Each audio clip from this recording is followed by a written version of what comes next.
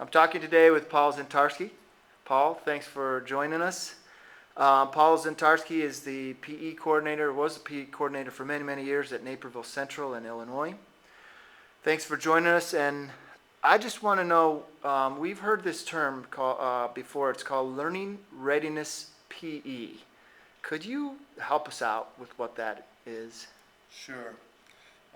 We've done some work over at Naperville Central, and what we tried to do is we paired a PE class prior to classes that kids struggle in. And we found that the effect of this class lasts about 2 hours. But the class is geared a little differently than what I would say your average phys ed class is. It's not based on sports skills. It's more based on fitness, health, and wellness, and team building.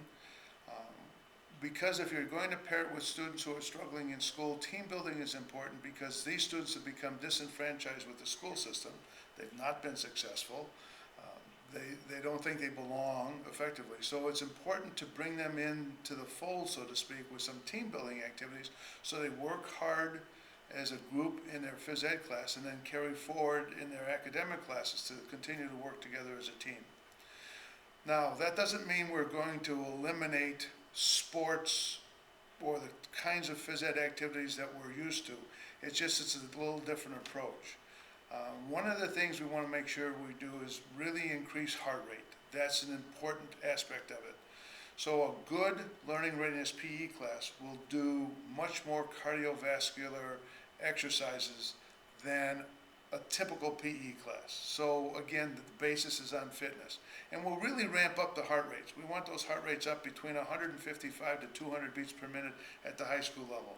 At lower levels, you can probably take them up to 210, 220. And I know that seems harsh, but trust me, students won't die if they get their heart rates up to 220. All that'll happen is they'll run out of air and they'll stop and slow down and catch their breath. We don't need to panic. But the phys ed class then, if you're going to do sports, let's say something like soccer, we'll do that soccer 4 against 4, so everybody has to be involved, everybody has to be engaged. You're making the fields smaller. You're not using big goals, you're using cones as your targets instead of a goal to score. You put another cone in the middle per chance and go. Everybody has to be on the offensive half side of the field before they can score, things like that. That's the difference. It's about creating activity in your physical education class that's going to really up the heart rates. You're going to do some things that are going to increase cross-lateral movements. I think that's important. You're going to concentrate on core strength because the brain is connected to the brain stem, which is connected to the spine, which we now know is where all the core is located in the lower part of the body. So all of those elements are important in what we call a Learning Readiness PE class. Thanks, Paul.